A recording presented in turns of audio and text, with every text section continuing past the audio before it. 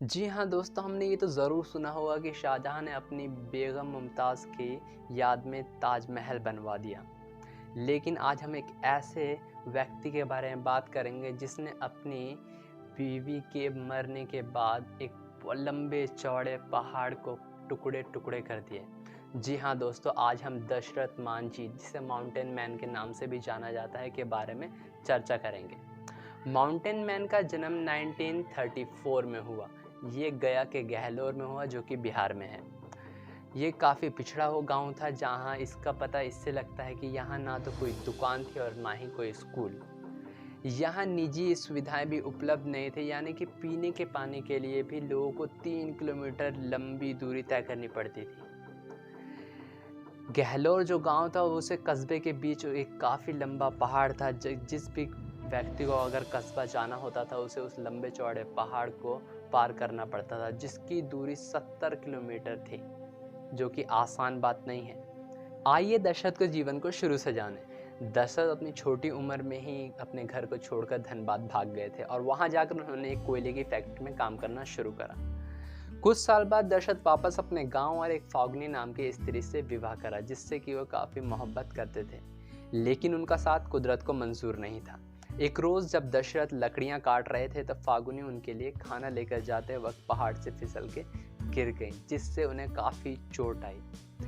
लेकिन फागुनी उस चोट से कुछ घंटे बिना लड़ पाई और कुछ घंटों बाद उन्होंने दम तोड़ दिया। दशरथ पर इसका काफ़ी गहरा इम्पैक्ट पड़ा। वो काफ़ी दुखी हो गए। उनका मानना था कि अगर फागुनी को समय पर अस्पताल ले जाया होता तो उनकी जान बच सकती थी, लेकिन गहलोर गांव काफ़ी पिछड़ा था, तो हॉस्पिटल जाना टाइम पर पॉसिबल नहीं था। दशरथ पर इस गहरे भाव का जो इम्पैक्ट पड़ा, उसमें दशरथ ने उस लंबे चौड़े पहाड़ को काटने की सोची। अगर हम इस बात को आमतौर पर सोचें तो हमें एक मजाक या एक बेवकूफ़ी भरा फैसला लगेगा, लेकिन कहते हैं ना, अगर हमारा संकल्प दृढ़ हो तो मुश्किल से मुश्किल बड़े से बड़ा काम आसान हो जाता है। और वैसा ही हुआ। दशरथ ने अकेले ही उस पहाड़ को काटना शुरू करा और दशरथ ने एक लंबे अरसे तक उस पहाड़ को काटते काटते ही रहे। और जब दशरथ उस पहाड़ को काटते थे, जब गांव वाले उन्हें देखा करते थे, तो वो उन पर हंसा करते थे और कुछ टाइम बाद रिश्तेदारों ने भी उनका साथ छोड़ दिया।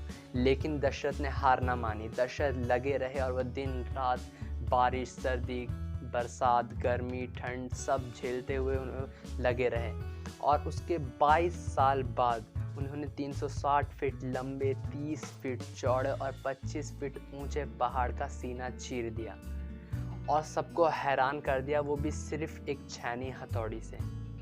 पहाड़ के कटने के बाद सिर्फ हॉस्पिटल की दूरी ही कम नहीं हुई, बल्कि कई और सुविधाएं उपलब्ध हो गईं। जैसे कि गहलोर से वजीरगंज की दूरी, जो कि 60 किलोमीटर हुआ करती थी, अब मात्र वो 10 किलोमीटर रह गई थी। और गांव से स्कूल, जो कि पहले 10 किलोमीटर की दूरी पर था, अब सिर्फ वो 3 किलोमीटर की दूरी हो गई थी। उस पहाड़ के कटने से ही हॉस्पिटल पहुंचने में जहां सारा दिन लग जाता था, वहां सिर्फ आधे घंटे यानी 30 मिनट में पहुंचा जा सकता था। आज उस रास्ते का इस्तेमाल उस गांव के अलावा 60 और गांव करते हैं। उनकी इस उपलब्धि के कारण बिहार सरकार ने सामाजिक सेवा के क्षेत्र में उनका नाम पद्मश्री के लिए प्रस्ताव रखा और दशरथ मांझी के नाम पर पक्की सड़क और हॉस्पिटल बनवाने का भी वादा करा,